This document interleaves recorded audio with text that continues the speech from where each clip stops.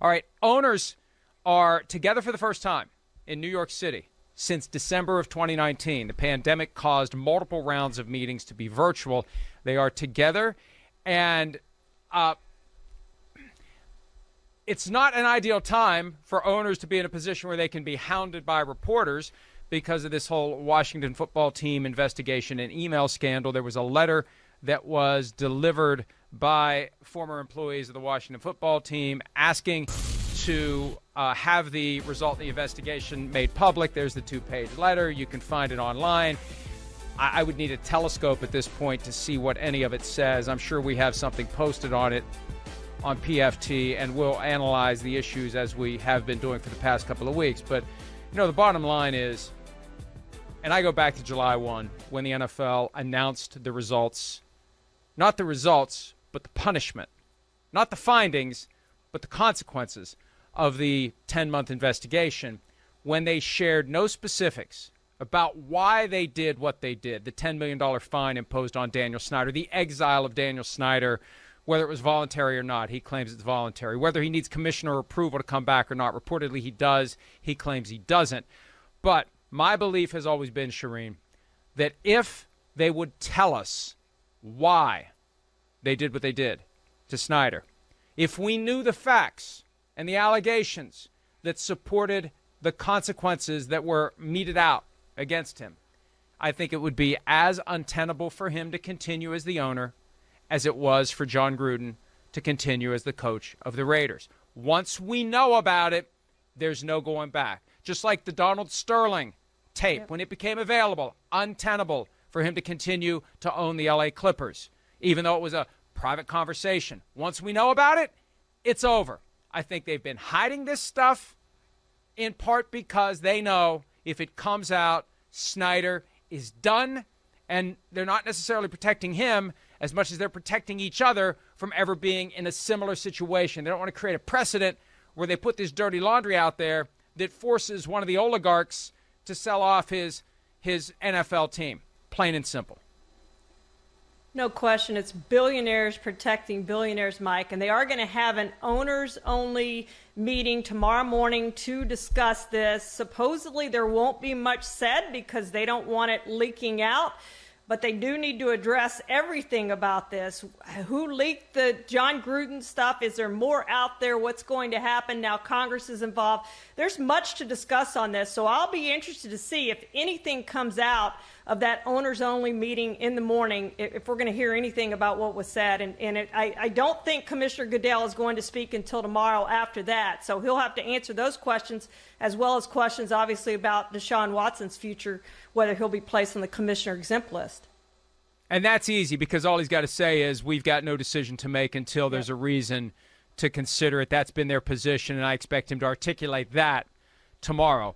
I will be interested to see how aggressively he is questioned about the WFT situation. I think back to Rachel Nichols when she was all over Goodell in the Ray Rice press conference after he came out, frankly, of an extended period of hiding following the embarrassment and the controversy that nearly brought him down. I mean, it's easy to forget 7 years later how close he was because there were real questions being asked at the highest levels of the league.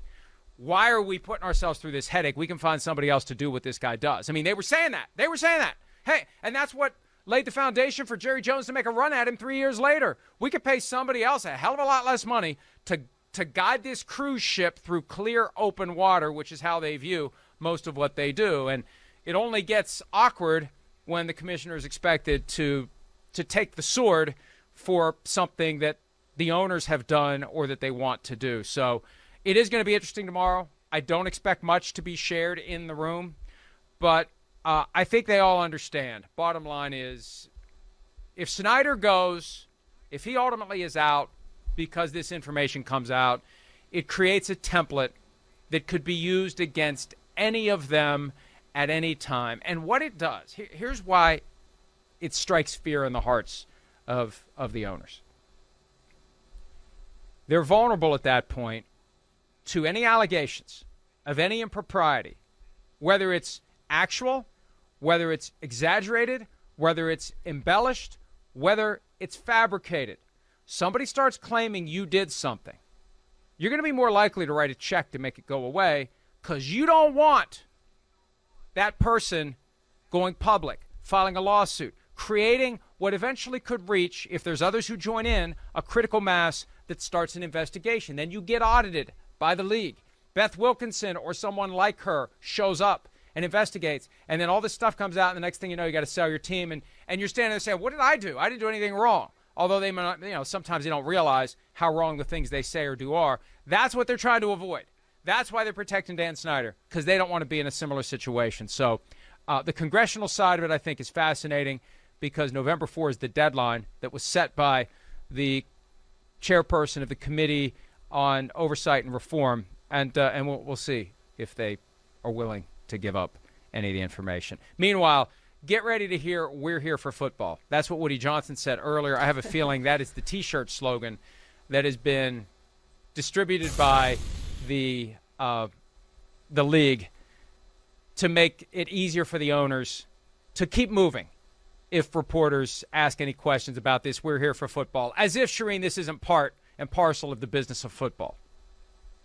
Yeah, it's crazy, Mike, and he stepped in it with that, and I don't know if he realizes exactly what he's done with that comment, but that's just stupid, and I don't know what he was thinking when he said that, but it is part of football, and they do have to address it, whatever they're going to say. At least it'll be Commissioner Goodell. I know all of them have tried, the owners have tried to avoid the media today. They've done their best to do that. They'll probably continue to try to do that tomorrow. Some of them probably will have to talk. Jerry Jones loves to talk, as we know, so it'll be interesting if they get Jerry and what Jerry will have to say.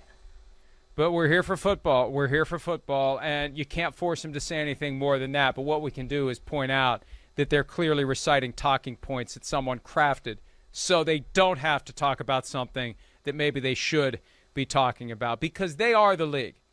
Woody Johnson said this is a league matter. They are the league. You are the league. Yep. You're the ones who determine whether or not these things are going to be public or private. You're the ones who make the decisions. The commissioner is, as Tom Curran said years ago, and I use it all the time, the highest paid pincushion in the world. He's the guy who stands up there and takes the heat while the oligarchs hide behind the curtain and set the policy and do the unpopular things and make the unpopular decisions, and then, it's just we're here for football. No. You're the league, and this is part of football, and we'll see what happens. Hi, I'm Mike Tirico, and thanks for watching. Make sure to hit subscribe for the latest news and highlights from NBC Sports.